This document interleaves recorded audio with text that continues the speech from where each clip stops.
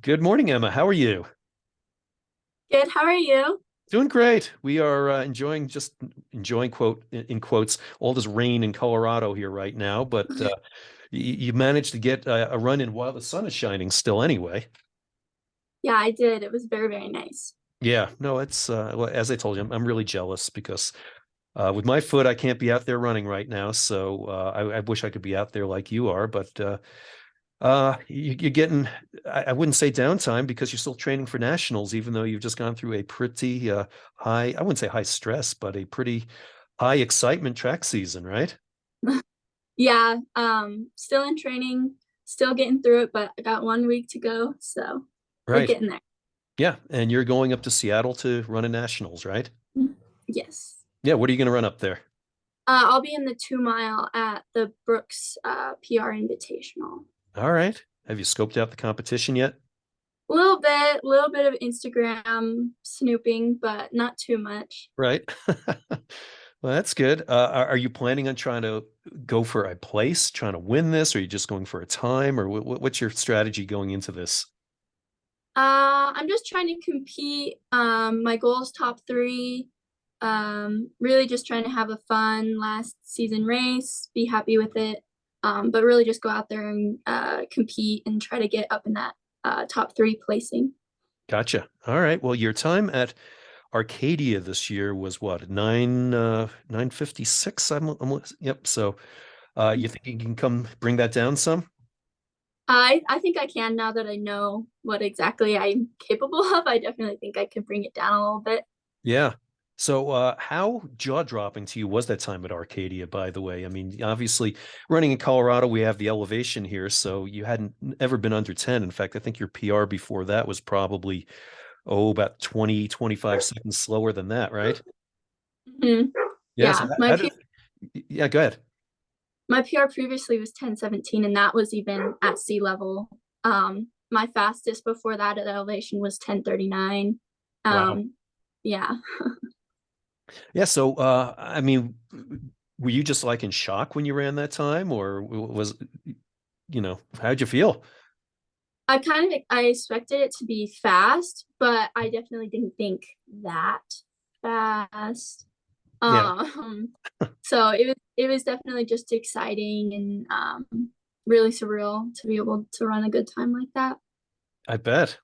So, was it the competition that did it, or what would you attribute the sudden breakthrough to? It was definitely the competition. Um, I mean, just with all of the girls that were up there running those paces in that time, um, it definitely made it easier to run that. And then I also think that the work I had done towards my mental game helped with it too, because I was like able to keep up with those girls and like not let myself like hear the times we were running or see the times we were running and slow down or anything like that. So Yeah. So, tell me more about where did this mental game come from?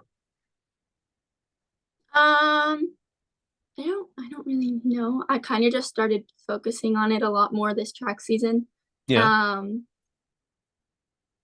and then everything kind of just followed after that. So it was like, okay, I can't change anything that I'm Right. doing now. And All right. yeah, it kind of So, just like followed. okay, I was wondering if it was some intentional kind of thing that you purposely were working on, or if you actually worked with someone on that, or it was what your technique was, so to speak.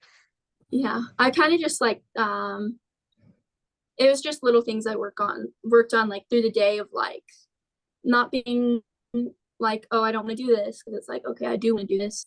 Or like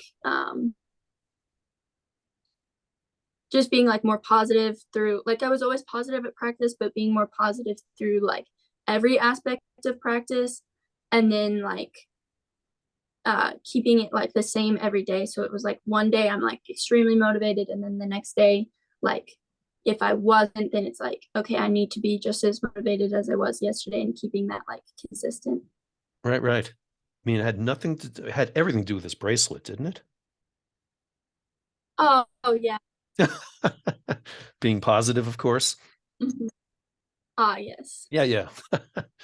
No, but that's a really good lesson though, Emma, in that there are days all of us runners have that where we go out and it's like, I really don't want to do this, or, maybe just be day. I'll just kind of, float through these intervals we're doing or whatever the workout is. So you found a way though to kind of kick yourself in the butt and say, no, we are not going to slack off today. We are going to do this workout. We are going to do it well, right?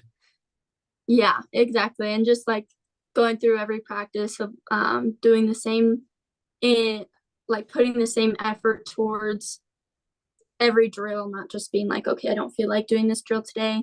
That kind of stuff also helped too. Consistency, right? Mm-hmm. Yeah.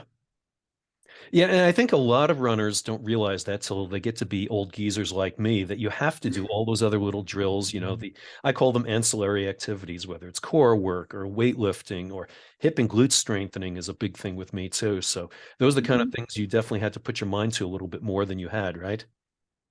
Yeah, like we've been doing weightlifting since I was a freshman, and it's something that we definitely put a lot of effort into, but then this track season it was like um I don't want to say like I made it more intense. I just like made it more enjoyable for myself to where I loved doing it. And Right? then it was like I did it a lot better, I guess you could say. And then like um doing stuff like making sure I was drinking water and eating the right food and that's kind of stuff. And then doing it with my teammates helped because then it was like instead of being like, oh, we're talking about this, whatever, we'd be like, well, I ate this today. Well, we ate this and stuff like that. So you were trying to eat right, and then you're hearing about your teammates going out to McDeath's or Burger Killing or something like that, and right. I mean, it's tough, right? Because on one hand, you're like, yeah, I would kind of like maybe not so much with the food because that food is addicting, but even just to hang out with your friends, it is hard to kind of say, well, maybe I'm going to eat my salad instead. Yeah. It was kind of hard when some of my friends who didn't run were like, let's go get this for lunch. But then I had some of my other teammates who, like Gustavo and Turner, they wanted to be good too. So then it was like they ate the right thing. So I'm like, I'm just gonna go hang out with Gustavo and Turner. Right, right. But yeah, it is a hard thing to like, because it's like when you get into class and everybody's like bringing their lunch in and they're like, oh, I went and I got this, and you're like, that sounds really good, but I have practice. Um, Yeah, and I then know. it's like it's hard that way, but then I'm like, well, I'm gonna feel good at practice. So, Right, right. you know. No, as you know, there's a big difference in how you feel. I mean, I used to coach up at Platte Canyon up in Bailey, and one of the great things there is there's no fast food anywhere in that town. Mm-hmm. So the kids couldn't go running out because I know near Pomona you've got a McDonald's or McDeath's as I call it, or Choke Filthy as I call it, or a lot of other of the deadly fast death places there. So I'm sure your classmates were running in with bags of what I call, the land of beige. You look at Mm-hmm. what comes on a Chick-fil-A tray, everything's beige. It's all the same color. Yeah. So yeah, that's tough. No, that's good. You can maintain that discipline out there. Um, Mm-hmm. yeah. So, one thing that wait till you get injured sometime. You'll really start appreciating, doing things like weightlifting and stuff. I mean, I've had enough injuries that now it's like I'm really addicted to being in the weight room and doing a lot of strength building. It's unfortunately it's by necessity, but you do learn after a while. Yeah, you got to keep doing that stuff. And I mean, it's good you've developed some habits here because like say if you get injured, that's what you're gonna have to do. Did you have any Mm-hmm. injury setbacks? I did have a little problem. I think it was my junior year cross country. I had a problem with my plantar. Yeah. I developed some plantar fasciitis, um, and it was kind of more or less because it was at the end of the cross country season, like before state, it was really bad. So it Uh, was like heating it before runs, icing it with the water bottles, that kind of stuff to try to just like make it feel a little bit better. And then after state, I still was gonna go to NXR and I was still gonna go to Garmin, and so we gave me like a week off where I just biked the whole week. And then I started seeing my chiropractor. And I went in 2 times a week. He would take a butter. I don't know if you've ever been Oh, scraped, yes, yes. but yeah, I he hate took that. one of those and he Oh, would scrape the tissues of my plantar. It hurt so bad. But it finally started feeling better. And he got me some inserts for my shoes too. Um, so then after all of that, it started to feel better and stuff. But that's probably the only injury I've ever had. And I wouldn't say it was that bad because I was still able to run through that time. Like they never told me that I couldn't run on it. It was right. just a little uncomfortable to run on it. Um, but after I saw him for a few weeks, like the pain went away. And so it was just about consistently getting in to see him. Right. Now I go every few weeks. Um, Before state, I went like 3 times that week, just because it was state. And like I went this Monday, I'm gonna go next Monday before nationals kind of thing. But he went to Pomona. So Nice. he knows the school in the area and stuff like that, which is fun. So I get to talk to him about that. But yeah, so it's nice to know that I was able to get like the help I needed right away to solve the problem Yeah. before it came like really, really big. So Oh, that's good. Well, you were a very fortunate young lady there because mhm. obviously people get a lot of injuries out there at times. So you, like I say, you've done pretty well there. Especially Yeah. since, one thing I've always noticed about you is you are a workhorse. You do. I Mhm. mean, there was one meet I was joking with you this year. I was working there as one of those officials there, wearing what I call my human highlighter shirt out there, and um, you were doing like the 400, the 800, the 1600, the 3200. And I was joking with you that, man, your coaches hate you. I mean, I mean, I've seen some coaches who put kids in like, the 4x8, the 800, the 16, the 32 all in the same day. And I'm like, what the hell did you do to piss off your coach? And you told me you volunteered for this basically. And I'm like, Emma, you're nuts. And, but it seems to have paid off for you, right? Mhm. Yeah, it's those early season meets definitely are more of a chance for a longer workout than they are race, which I really enjoy because it's not like taxing on my body. And I think that's one of the reasons why I have been so lucky not to get hurt is because me and my coaching staff were very careful about like not overworking, but making Right. sure I'm getting some quality work in and stuff like that. Um, and yeah, that specific meet, they definitely, those are definitely some taxing races there, but um, we do it to with the distance because we know we can stack up a lot of points to try to win it, Right. which we haven't, and we've done it for the past 3 years with our distance kids where they run everything. But this year we came close. But this year the distance team scored all of our points Really? for Arvada City Championships. Yeah, so it was Wow. um it was a really cool thing to be able to do with them. So yeah. Wow, that's pretty rare because back in the days when Coach Donald was there, you guys used to rack up a lot of points in the throws, especially in all the field Mm-hmm. events. So that's quite the Oh, change there. Yeah. mm-hmm. We definitely miss having him around for our throwers because a lot of the football players aren't motivated to get out there Yeah. um, and throw, which kind of sucks. This year we had a really good group of freshmen and sophomore boys that came out though, so that was really nice. Yeah. All right. Well, good things in the future, hopefully then. Mm-hmm. Well, that's cool. Well, so let's talk all this work that you did. I mean, you kind of put yourself out there an awful lot. It probably really paid off at the state meet where you had to you kind of ran the full menu at the state meet and um you started off, let's see, I'm trying to remember the order of things you ran out there. So you ran the I'm trying to think. So the what was the 3200 first? Is that the first one you Mm-hmm. ran? Yeah. So you merely ran a 950 or I'm sorry, 1012, right? Yeah. Which obviously blazing fast in Colorado and but was unusual because I saw you many meets this year and you were rarely pushed at all. Mhm. The Jeff Go League, it's not that it's real bad or anything. It's just you stood out there. You weren't running against, some of the other the competition in the state was pretty well spread out.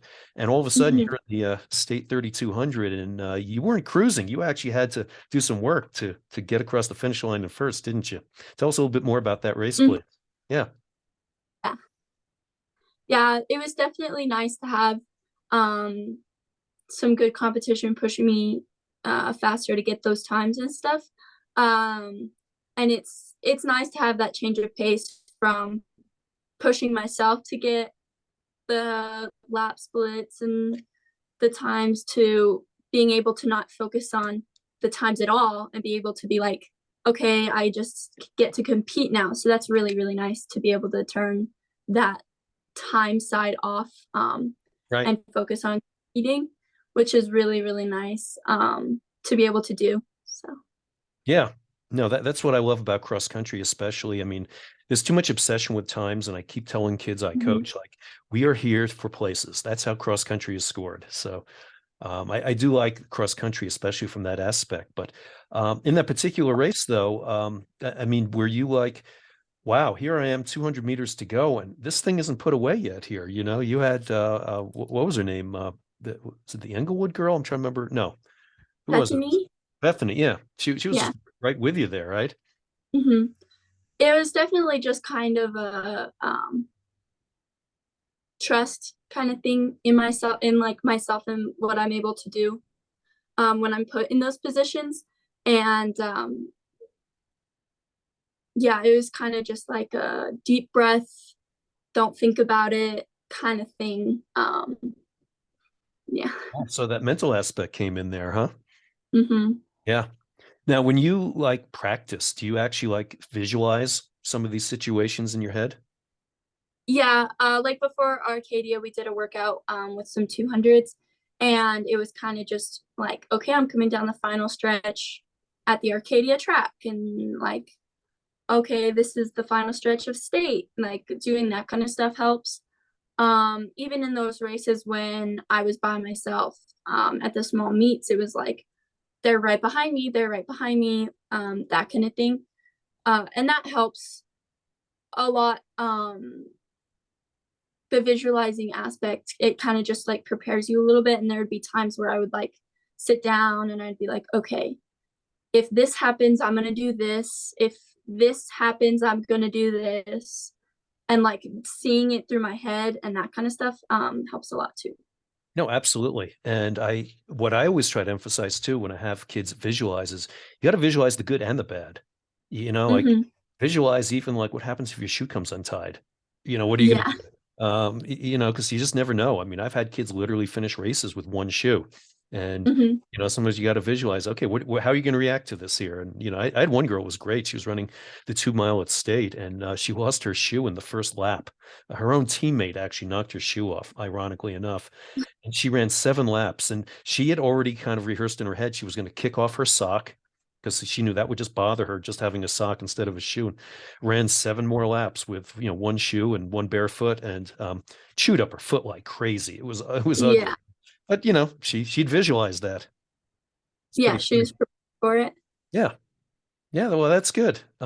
So then after that, you had the 800 that day, and hmm that it was tough to do that back to back, so to speak. Because how much time did you have in between?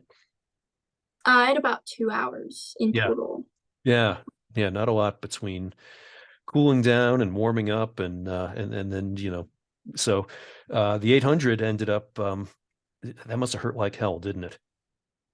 Yeah, I definitely so I kind of my goal for the 800 was to kind of just run it, get in the best position I can, do as best as I could, knowing that I had that 3200 on my legs and that a lot of these other girls were fresh or had only run the 4x8 the day before, um, that kind of thing. So I definitely didn't go the way I wanted because when I wanted to be in like third or fourth going into the first lap and then start moving up. Um, Unfortunately, I was put in a position where I had to take the lead and I went out too fast. Yeah. But What was your first lap split? Do you recall? I think it was like 63. Yeah, but you know what? Again, you did all that speed work this year. I'm Mhm. hopefully in your head you were saying, "Hey, I can still manage this." I mean, it's this Yeah, 63, and it's like, "Oh crap! Now the whole world's going to cave in on me." yeah. I definitely once I saw the 63, it didn't really bother me much. I was kind of like, I can still finish this race at a good pace. Um, so I definitely had some of that, like, I've done the speed work, I'll be fine. But then yeah, it was just how it worked out. But I was happy with second. I mean, I could after running the 32, I could have easily been fifth, not placed at all. So it was Yeah. definitely nice to be able to come back and be like, I got second after the 3,200 meter. So it was overall a really good race. Yeah, no, unless you were as strong as you were, I probably would have coached you to say, "Hey, take it a little easier that first lap, and then see what you got for the second lap there." Yeah. But I mean, your time still ended up great. You ran a 2:11, I believe, right? Yeah, it was Yeah. a PR. So I mean, I really Yeah. couldn't complain that much about it. No, no. You know, last year, the boy I mentioned earlier who ran his 800 and then had to run to graduation, Hmm. he took third in the 800 last year, and he was in the lead until about 150 meters to go. And he went Hmm. out so fast the first lap. I'm trying to remember what he ran. Was it like a 53 or 54 first lap? It was insane. And he continued, and we're like, wow, maybe he's not going to die. Because I thought, for sure this was going to be an ugly death. And um, Yeah. two guys, Drew from Valor and Camden from Chatfield, both passed him up there in the last 150. But he held on. Jake ended up third. I thought it was going to be the ultimate collapse, but he held on. And yeah, if you have that strength, you can still go out, do that fast first lap, and it doesn't have to be a complete catastrophe, right? Hmm. Yeah. Yeah, for sure. Yeah, no, he made us really proud. In fact, that's what got him his offer from CU after that, because CU had told him we're not interested, and then after that, they're like, maybe we can find a spot. Yeah, so that worked out pretty well. So then the last day of the meet, you came back with a 16, and I really wondered in my head, like, how is Emma gonna do? Because obviously, I knew those two races the day before would have taken an awful lot out of you. And where was your confidence level when you got to the starting line for that one? It definitely wasn't as high as it could have been after like seeing what I did. Like when I finished, I was like, oh. But I was kind of just like ready to do it, ready to race. I was really looking forward to it. I was kind of like, whatever's gonna happen, happens. I'm gonna be as competitive as I am. Like if I don't win it, like that's okay because I've still done so much amazing things. Like whatever, I'm just gonna do what I like to do. I'm gonna compete. If if no one's ahead of me, no one's getting ahead of me. If there's someone ahead of me, I'm gonna catch them. That kind of stuff. So it was kind of just about like not worrying about winning it and focusing on competing it and doing what I like to do in races and stuff like that. And um, yeah, it was kind of just like getting to go out and race and seeing what happened. So Yeah, is there any more or less pressure when you get to the starting? Do you think, wow, this is my last race ever wearing a Pomona uniform? I mean, is that something that crosses your mind? Do you say, well, I want to make this a really good one, or I want to make this a more fun one? I mean, do any of those thoughts go through your head at that point? not really. I kind of haven't ever really thought about it. Um, just because like it was kind of like I was more focused on like what I wanted to make happen. Right. And then going into it, it wasn't ever like, oh, this is my last race at Okay. Jeffco, like that kind of stuff. Cause like that, we race everything at Jeffco. We love that track. So, uh, that kind of thing afterwards, what it was like, oh, that was my last race at Jeffco. Good thing it was a good one, kind of Right. thing. So, yeah. Well, that's cool. I mean, did you have your sights on any particular time? Were you looking at what the record was, or did you just say, hey, you know what? I'm just gonna go out and race and see what happens?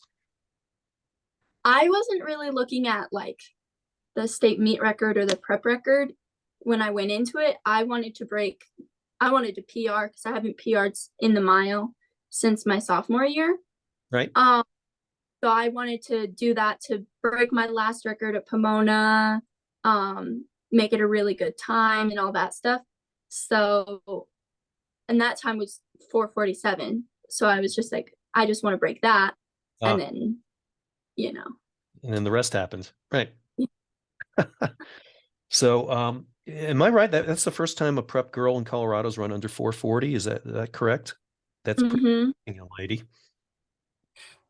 And I haven't done my research. I think was that Riley Stewart's record? I'm trying to, yeah, Cherry Yeah, Creek. Yeah, her prep record was 4:44, and then her state one was 4:45. yeah. So you kind of destroyed that. Just a tad. I'd say, oh, you put that record, on a pretty high, not so much out of reach, but it's going to be a tough reach.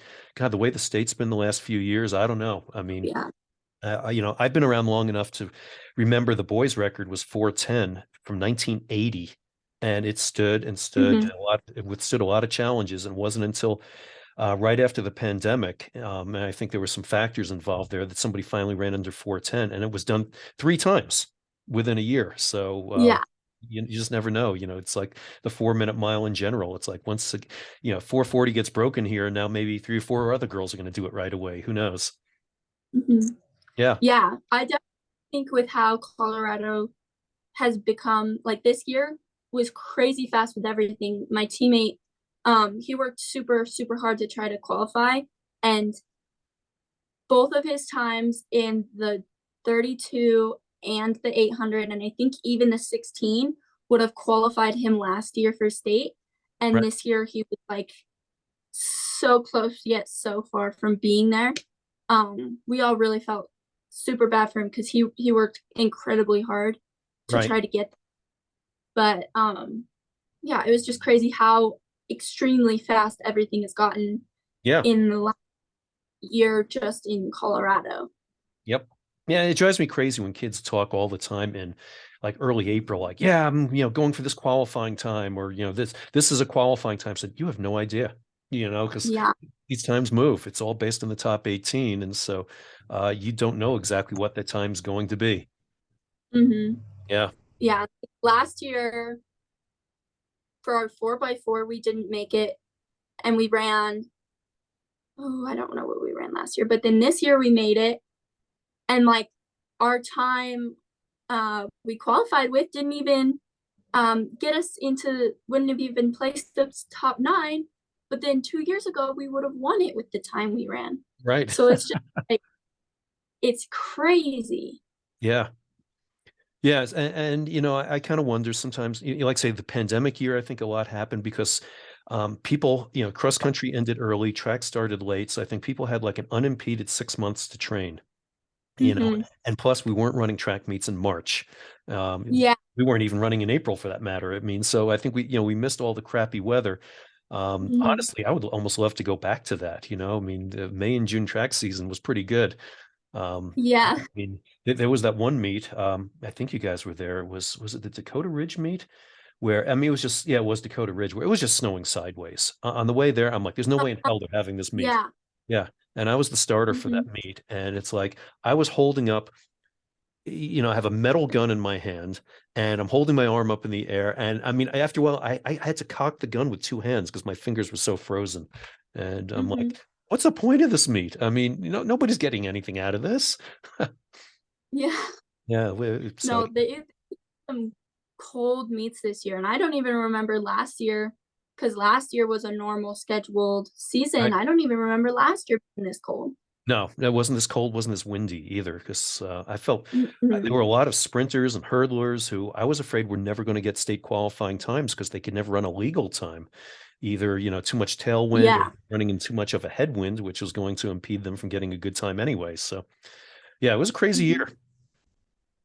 Yeah, for sure. And right to the end. I mean, I was working a meet in Elizabeth just, I think, 2 weeks before the state meet, and I mean, it was just a hurricane out there. It was insane. I mean, I had the starter stand. I was literally having to hold it with one hand and fire the gun with the other hand because the thing kept blowing over, and it was ridiculous. So yeah, tough year. Yeah.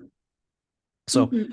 Let's go back to though that mile race for a second there. I mean, that one you did have a pretty good margin there. The picture of you crossing the finish line is priceless. I'll probably use that in my uh, publicity for this podcast episode because it was a great picture. You had a huge smile on your face, which is something I associate with you anyway. You're always out there smiling. I always, appreciate the fact you're always upbeat. You're always the girl who's congratulating all the other girls coming in, which I think is great. It's you get done with the race and first of all, you're not collapsing on the ground, which drives me nuts. A Mhm. lot of races that okay, I understand you ran hard. You don't need to flop on the track. Yeah, that's from Donald.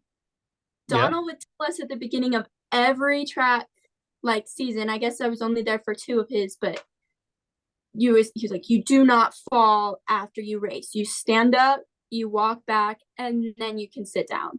And right. he was texting us like screenshots of the live stream of me like walking around with everybody else on the floor. And yeah, that was Donald. Oh, okay.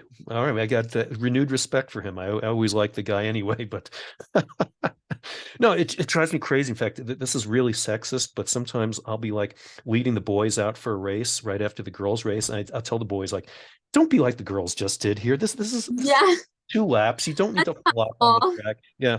The one that drives me crazy is at state, the first leg of the 4x8. You get all Mhm. these girls flopping on the ground. Meanwhile, other girls are coming in, and it's total carnage. And the state meet, they don't take those girls out of there or do anything about it. Because if it were me, I'd be grabbing them and hauling their butts off of there. It's like, I'm sorry, but you're getting out of the way here. And I do that normally in a meet, but state meet, they just let them do it. And it's like they're running through a landmine in that first handoff. Yeah, yeah. I don't know. I've never really like, yeah. I don't know what falling down right then and there does necessarily, because it's like I don't know. I No, don't I mean know. it's you run marathons. I mean, I run marathons. People don't flop after they finish a marathon. They're tired, but they keep moving. Hmm. Yep. Yeah, that one's right up there with the other one that I always crack up about is everybody slapping their thighs before the start of a race. And I'll often joke with the kids out there. I'll just say, "You realize it does nothing, right?" But yeah, that's become the big thing. Everybody's smacking their thighs, and okay, whatever. I just have fun with it. So, but yeah, so you're not flopping on the ground thanks to Donald, fortunately. But then, Hmm. like I say, you're one of the most gracious competitors I see out there, and that you're not, just like, okay, I'm gonna go and do whatever, throw up or whatever you're gonna do.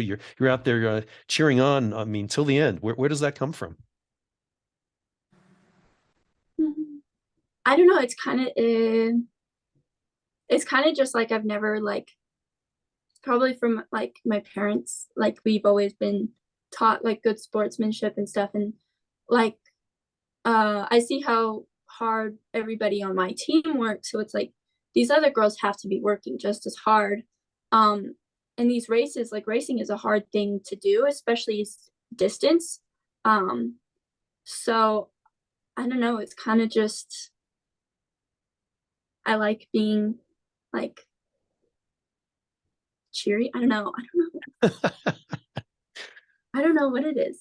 Yeah, no, that's great. No, it's commendable for sure. And like I say, I think in this day and age we're losing a lot in terms of sportsmanship or kindness out there. So it was kind of funny. So yesterday on the highway, some woman Mhm. went across two lanes of traffic and smacked into the side of me. I mean, it was pretty insane. And she was actually shocked that I didn't come out like with a gun or something. I mean, she actually said that she was a 21-year-old girl.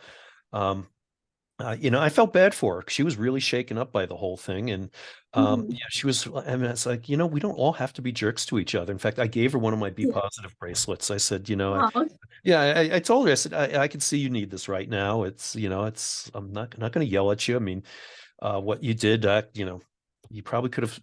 She said someone was coming on the highway. She was trying to avoid them. And it's like, well, you probably didn't need to go across two lanes of traffic and hit me. But, again, but I'm not going to go ahead and, go yeah. crazy on her. That doesn't do any good.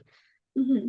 So no, it's that's good that you're out there supporting everybody out there. I mean, there is a common uh I don't know what is the gender neutral term for brotherhood out there of, people who, Yeah. we support each other as distance runners. It's that's what's great about ultra marathons. I mean, everybody's out there wanting everybody to finish the race. So it's not like Mhm. I coached high school basketball for 25 years, and you know what? I never liked anybody on the other sideline. It's like we're out there for blood, but distance Yeah. running is different. Mhm.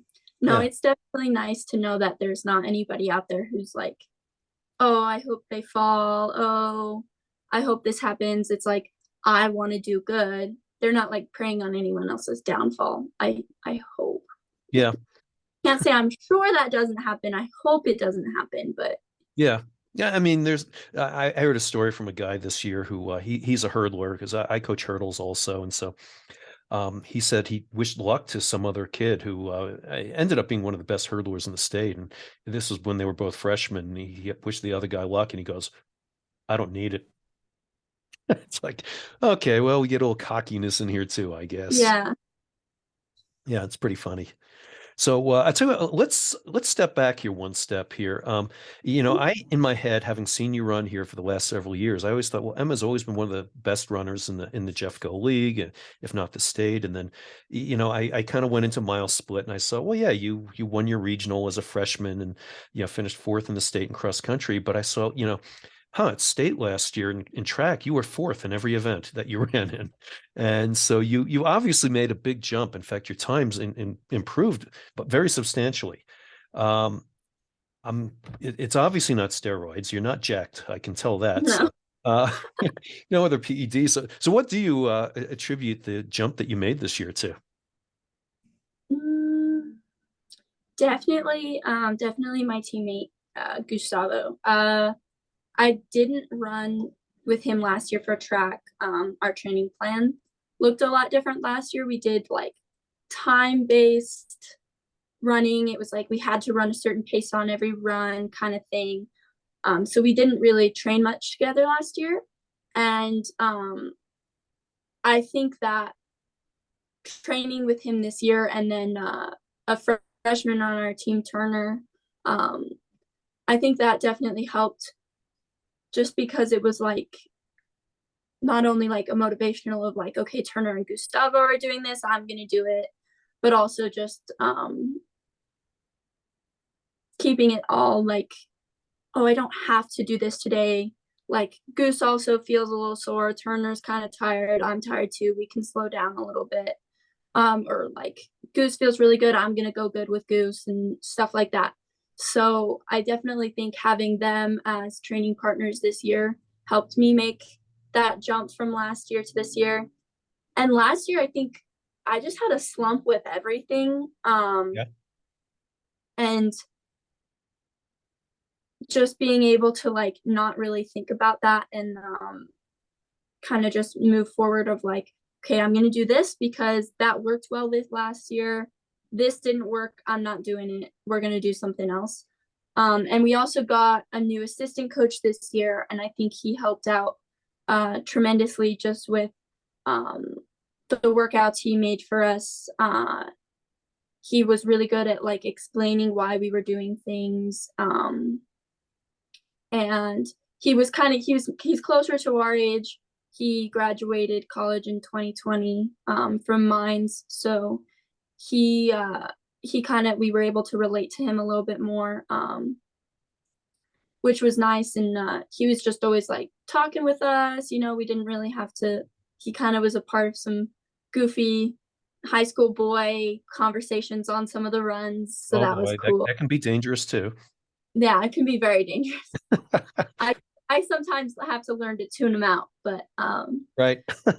so I think that helped a lot. And then kind of just like being open about like how I'm feeling about certain aspects of training and the whole like mental game that we talked about earlier. I think that was definitely helpful too with some confidence and that kind of stuff. Oh, that's good. Had you really been doing much training with the boys, so to speak, before, or was that something you finally realized, like, yeah, that's probably the next step I need to take if I want to improve? I've been training with the boys since my sophomore year, actually. Right? But it was like Uh, my sophomore year, like I did really good training with the boys and stuff. But last year, I don't know, last year it was just a big slump and I didn't have like a confidence to be able to make the moves that I do now. And I don't think I was training as good as I am now. I was kind of like when we would do like 500 repeats on Mondays with the sprinters, I would kind of go out behind everybody and I was like, oh, I'm catching all these people. But then this year it was like, nope, I'm getting ahead of everyone. And I ran times that were like 5 seconds faster than my times from last year. Like last year, it was hard for me to hit 80, and I'm breaking 80 like every single rep now. So Wow. it was kind of realizing that these things need to be like better than they were last year. Yeah. All right. Well, that's impressive. That's good. No, it's I feel bad for you in one sense. I mean, I remember I had a girl at Littleton I coached who she was the fastest girl. There's nobody near her, so she ran with the boys, and she was very religious too. And so Oh, I'm out there running with them, and I'm hearing these conversations, and I'm like, guys, could you just shut up here? It's like she does not want to hear this stuff right now. Trust me. I mean, I don't think any girl does, but still. And I don't know. She kind of just sloughed it off, just like. But yeah, they were really mhm. immature, and yeah, I just like guys, no, no, no, no, no. Yeah. I do enjoy it. Some of the conversations I'm like, you guys are so stupid. You guys are idiots. Hmm. But all most of it, it's like I love running with them, and I'm really gonna like to run. I'm gonna enjoy running with them this summer. But yeah, it's definitely sometimes I'm like, oh, I wish there was like another girl with me so we could talk about something else right now. But Right. other just like this is fun. This is good. Yeah. Okay. Well, good. Yeah, that's good for you to be able to put up with that immaturity. Yeah, I get it. So tell me a little bit about your start, though. I mean, before you got to Pomona, you didn't just somebody came to class one day and said, "Hey, you should run cross country," and you said, "Okay, sure, great." And it was you were probably running a little bit before that, right? No? No, um, I started running the end of my eighth grade year. Okay. It was actually my math teacher that at the time, he was gonna do like the throwing for the more track club that was just starting up that year. And so I was like, okay, then we trained 2 days a week for a couple months, and then we did an indoor meet, and like that was it. And what do you know? First 400 I ran was a 69. The first 800 was like 232. My Wow. first mile 6:15. So it was like, okay, I guess I am really good at this. And so then that summer, I started training and running and yeah, so I haven't been running since sixth grade or anything like some of the other girls I know, but uh yeah, it was kind of a slower start, but I think I enjoyed that a little bit Yeah. more. Um Well, you haven't had as much wear and tear on your body then, which sometimes is an advantage. I mean, a lot of things I've read say that most runners don't reach their peak until they're at least 7 to 9 years into their running career. So, hopefully yeah, that bodes well for you. Had you played yeah. other sports? I did soccer as a kid actually up until my freshman year of high school was Okay. my last like season of soccer. I did competitive swimming. All right. So, All right. in the realm of individual cardiovascular competition kind of stuff. But yeah, so I was on a swim team for maybe since I was 7. Okay. Um, so I did that and I didn't enjoy it that much. Like practices were kind of hard to go through because it's like, no, you can't talk to anybody while you're swimming. You're by yourself. Oh, well, So you mean physically you can't, I guess. Yeah, that's true. yeah, yeah, yeah. So that's one of the reasons I liked running so much. Like came back from a practice and I was like, I got to talk with people on the run. Like it was Yeah, few words with have 30 seconds rest on the wall or something like that. So yeah, but but you can go easy run, at least have a conversation too. But Yeah, I once went to a coach's clinic with Mhm. a guy who he became a coach, but he'd won the Boulder a couple times. So, very well-known runner.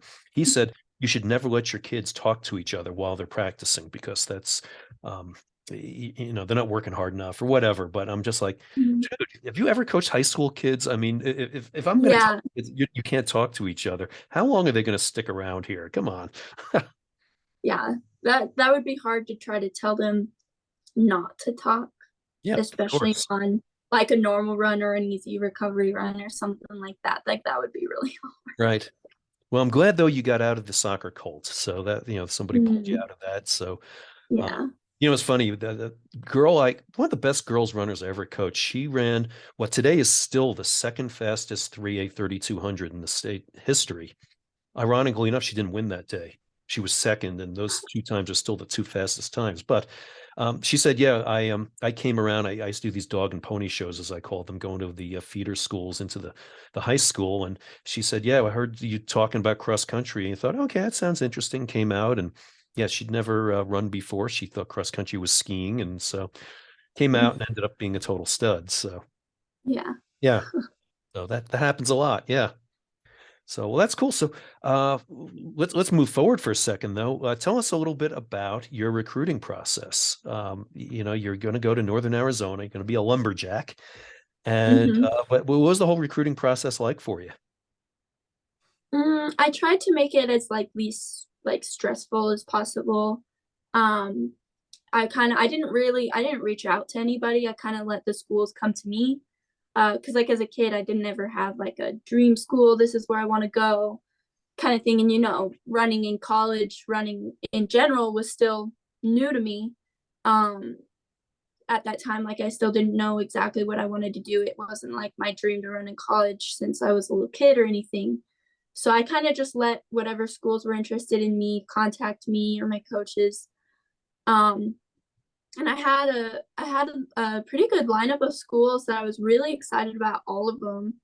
And it was like every day I'd wake up feeling something new. It was like one day I'd wake up, I'm like, okay, NAU is exactly where I want to be. And then it was like the next day it's like, no, I want to go, to Oregon. I want to run for Shailene. And then it was like, no, like UNC, like that's a really cool place to go. North Carolina, like a lot of people love that school. And then it was like other days I'd woke up and I was like, I'm gonna do it. I'm gonna commit. I'm gonna go to Air Force. I'm gonna um put in the hard work. I'm gonna do it. It's gonna be hard, but I'm gonna do it. And so it was kind of just um the last like 2 weeks before I committed. It was like kind of consistently I woke up and I was like, I really like NAU. Um and like my last official visit was UNC, and I went and I liked the team, I liked the girls, I really liked the coach, but I got there and I was like, I just don't like North Carolina. Like this, like NAU's a lot nicer, Oregon was a lot nicer. So I was kind of just like, Right. okay, I this isn't for me. Um, and so then I called that coach. He was so nice about it. He like was joking with me a little bit about it. He didn't make me feel bad. And so I was like, okay, okay, good. Some of the other coaches made it a little bit harder. Oh, So it really? was when it was like, hey, I've decided like it's not for me. I'm gonna go somewhere else. And they're kind of like, but wait, like, what Right. school is it? Oh, we've beaten that school so many. And I'm like, I don't know. Leave me Right. be. And then it's like, okay, I'm glad I didn't choose like you. Kind of tells you something, doesn't it? It does, it does. So that Right. was nice. And like my final three were Oregon, Air Force, and NAU. And Air Force, I was like, I had to take the SAT like 3 times. I had to take the ACT a bunch of times, and my score, I got the exact same score every time I took it. Like Really? nothing else, nothing changed. So I was just like, this, I don't think this is for me. And then when it came down to like school in general at Pomona, I was like, I hate this so much. I don't want to do any school, and it's going to be worse next year if I go to Air Force. Right. So it's kind of like that would be it would be completely different if I was just going into Air Force. But I realized like I really do want to run. Yeah. And I would still run there, but it was just going to be so hard for me to do. So going to Air Force, I definitely think it would be something I would do if running wasn't a possibility for me. But since it was, that was actually one of the hardest things, was telling that coach. Yeah. All over there, I absolutely loved him. I loved the team, everything. So that was really hard to tell him that I wasn't coming to Air Force. But NAU, it was just the right place. The Between the training facilities and the way I've heard that the girls are before meets, the way they were at the practices I went to, the coaching staff, like it was just, it all lined up perfectly. So yeah. All right. Well, glad that worked. I mean, that's quite the dichotomy, though, between Air Force and NAU Oregon. I mean, very different Yeah. environments, of course. Yeah. And Yeah. that's one of the things that made it so hard, was that they weren't like similar at all. And I loved every different thing about them. Hmm. So that's one of the things that made it really hard. Yeah. Well, one thing I advise a lot of kids is that, when you've got it narrowed down like that, you're going to do fine at any one of those schools. Mhm. I know kids really put a lot of stress on themselves over, oh my God, what if I go here and I don't like it or whatever? It's, well, you transfer. I mean, Mhm. that's a much more open possibility today than it ever has been. But still, Mhm. it's like, you know what? You're going to do fine wherever you're at. You have to have enough faith in that. But had you been looking seriously at like a military type career? Was that something of main interest to you? Not until they had reached out to me necessarily. It Right. was something that like I had thought about in the past. Like my papo, he was in the military and stuff like that. And so it was definitely something I considered doing. Right. Um, I really got into it when I met Coach Cole, and I got to see the campus and see the rest of the girls and that kind of stuff. I really got into, like, this is something I might want to do. Um, but then when it got down to running and doing the school, and then the fact that just getting the good score on the test was hard for me, Yeah. like it was kind of like, this would be something that I really want to do, but it's not right for me right Yeah. now, kind of Gotcha. thing. So I know in the past, I don't know, currently NAU used to have very strict time standards. I had kids getting recruited to there and they were like, well, you haven't run a 418 mile. You can't come here. I'm like, we're at elevation in Colorado. You're at elevation. You guys should know. It's not easy to run a 418 here. But do they still have those pretty strict time standards or? I don't think so. They never mentioned anything like that to Maybe you me. were already under them, I guess. Maybe So, that or was maybe, yeah. it. Right. Yeah. Yeah, but I don't think they do. All right. Good. Yeah. What are you going to study there? Exercise physiology and nutrition. Excellent. Why are those Mhm. of interest to you? Just kind of staying around the sports world. Because if I want to do it like on the sports side, so like sports nutrition and like sports medicine. Um, so kind of just like maybe being a trainer for an athletic team or a college, and then um, a nutritionist for professional athletes, stuff like that. Yeah. All right. Well, Oregon would have Mhm. been a good place for that too, now that I think about it. I'm not trying to make you think twice, but No, I know they had a lot of that up there. So no, that's very cool. That's commendable. You're going to stay in the game there, so to speak, a long time. Maybe be a coach someday, right? yeah. Yeah. So, well, good. So you are training for nationals. So as Mhm. opposed to a lot of kids who got done with the state track meet or even maybe sooner and said, okay, time for a break. And then I'll start cross country training sometime in June. You've had to basically come up with a double peak. So you peaked for the Mhm. state meet and then probably just took a very short time off. And tell us a little bit more about what kind of training you're doing here leading up to what you're going to be doing running the 30, is it 3,200 or 2 mile? What do they run up there? I actually don't know. Oh, okay. Well, they're close to each other. I know. Um, Basically after the state meet, I took my normal Sunday off. Instead of doing 500s on Monday like we normally do, I just did a nice easy run.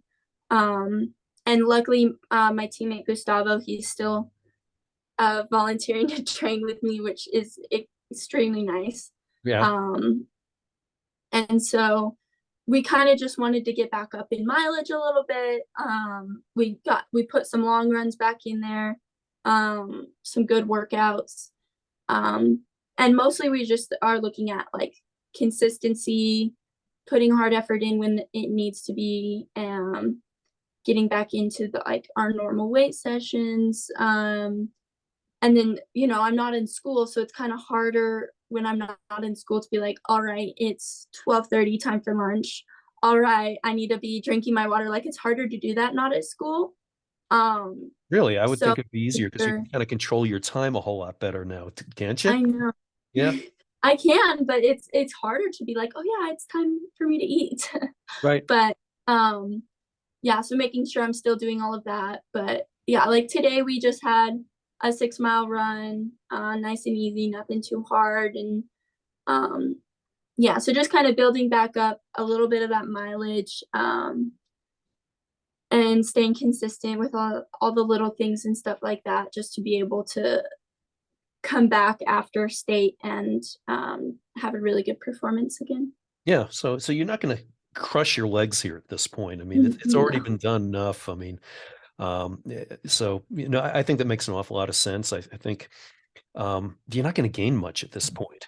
I mean, Mm-mm. most things that you do, as you probably know, it takes several weeks for, the physiological changes to kick in. So you're not going to gain anything at this point going out and hammering a set of, 16 200s or something like that. So, yeah, so that makes sense. Well, that's Yeah, good. it's definitely nice to know that like all the work is done. I just have to let it guide me through these workouts that we're gonna have and like coast into this next race. Yeah. Well, that's good. You said something a little bit before when you're talking about Air Force. You said, God, I don't want to be doing all this like schoolwork kind of stuff. I mean, I mean, was that senioritis? I mean, but I bet it's really nice not to be doing that right now. It definitely was. I was definitely so over like just the tiny little things of work that we had to do, especially stuff where it wasn't like hard, but it's busy work, where it takes you a while, but it's not hard to do. I was just so over that stuff. And then like, yeah, I definitely had some major, like, I want to get out of here, with Right. my classes, but luckily we got out of class the week before state. So Oh, that entire week of state, I wasn't at school, right. which was really, really nice. And then you go run in the morning or something instead, or at least Yeah. simulate the times you're going to run at state. So yeah, that's good. So here's my Mhm. philosophy on schools. I tell kids all the time, school Mhm. administrators would hate me telling you this. I mean, well, the administrators hate me anyway. That's a whole nother story. But basically, what high school is all about is a big exercise in BS.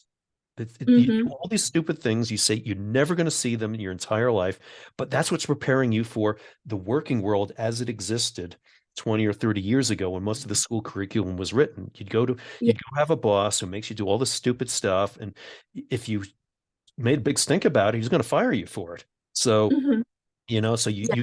you say, okay, I'll do this crap. Of course, Mhm. now your generation is all about I want self-fulfillment. I don't want to go to the office all the time, and it's a whole different story. But unfortunately, high school curricula are still geared towards making you do BS. So there's my No, philosophy in a I nutshell. agree. Yeah. Yeah. A No, lot of the stuff we learn, like I don't know how to do like taxes. I don't know how to buy a house, how to buy a car. I don't know how to do any of that. But I know how to find the answer to a really hard trigonometry equation. I know how to cube find root that, of right. Yeah. like, yeah, like I know how to do physics. I know how to write a really good English paper, but I don't know how to do anything else like that I'm gonna have to do here in a few years. So I kind of thought of it as like I just have to show up, I have to put the work in, and that's what my grades show is that I went to school every day. knowing that it wasn't going to do much for me in the real world and still putting a good amount of effort into it. And that's what I think my grades come out of, is like me showing that I'm putting the work in, that I'm able to put work in when I don't want to, that kind of Yep. stuff. Yeah, it's true. I used to actually do a life skills class where I used to visit schools and teach kids about opening checking accounts, opening credit card accounts, how to do your taxes, all those kind of things that they don't teach. But but you're right. Mm-hmm. Yeah, you've done a very good job, Emma, of showing people you can do all those things that make no sense. And so I don't waste kids' time, as a coach. And I actually had a kid one time say, "Why are you making us do, I don't know, core work or whatever it was," as if it was busy work.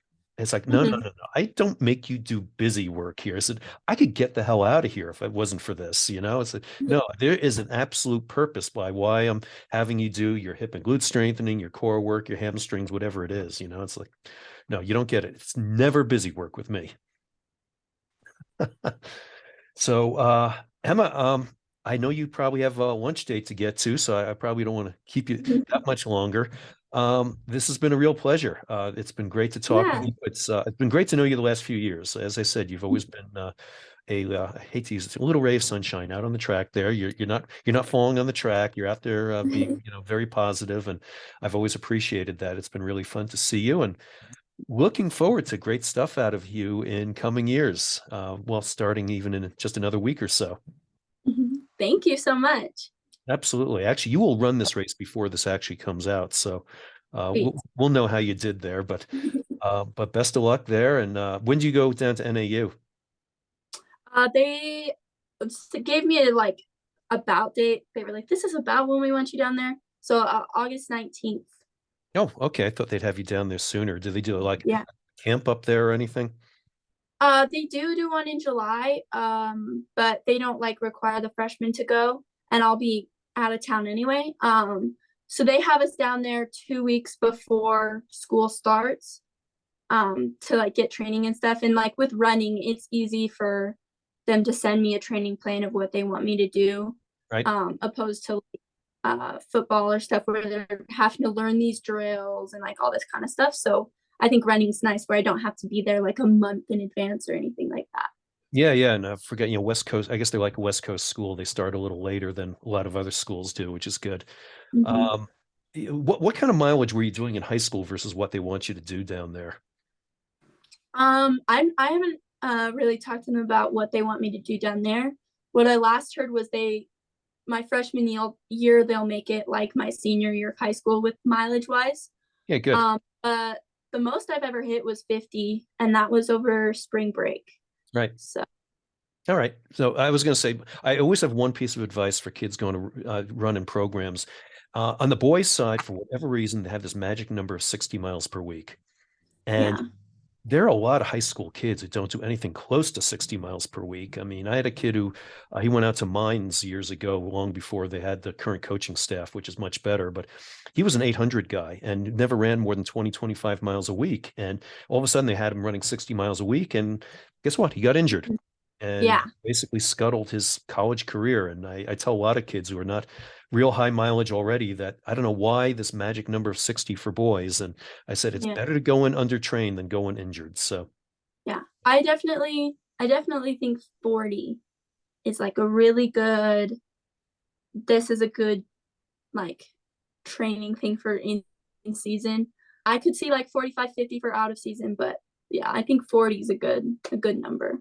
yeah, okay. I would agree with you. I think that's pretty wise. So, what have we missed here, Emma? I mean, what other things would you like to share with not only with both a teenage audience, maybe an adult audience who has enjoyed watching you run, or has a kid who's running and maybe could learn something from Emma Stutzman?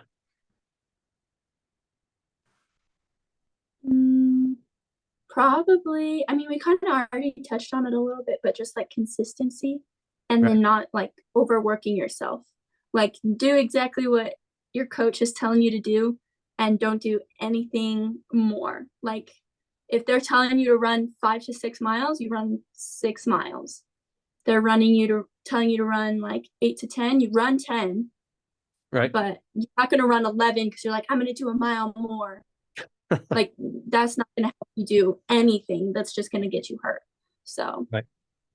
Now, you notice, folks, she didn't say run the 8. She did say if there's a range, you do the higher end of it. So mhm, I like that as a coach, but you're absolutely right. Don't do extra. Don't go home and run a couple of extra miles when you get home. mhm. I've had kids who've done that because somebody told them to do it. So that's good. So Emma, where can people find you out there in the social media world?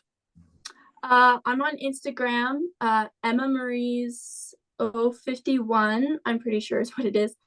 I have a Twitter. I think it's like East Stutzman 7, something like that. I don't know. East But Stutzman 7, if you go to Big Cat Distance, right? they, he tags me and everything, so you'll be able to find me through that. And that's Pomona's. I know I follow that, whatever, Big Cat Distance. So, Mhm. yep, they do a good job with that.